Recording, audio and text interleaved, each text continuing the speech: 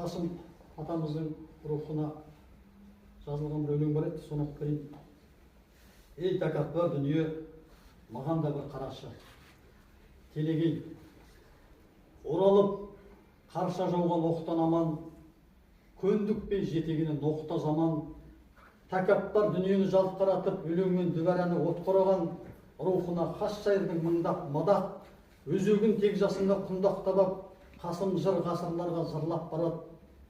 Қазақтың көсегесін көгертер жас, жаныңа азық етші жырдақ қанат, көгінде арманыңның самғау үшін, ұлтының бақытты бір таңдар үшін, жазды өлең, жасалса да жанға қысым, шенді мен шекпендіге иілікпеген өр Қасым заманының заңғарышын, сөзінен келер ұрпақ қуаттанар, әнінен әр жүрекке шуақтарар, жанымен түсінгенге сырақтарар. Қасымның әлеміне бойласаңыз, қу тірлік баяны жоқ жырақ қалар. Тазарып бұл дүниені қайта сүйіп, мұратың мәңгіліктен тұрақталар.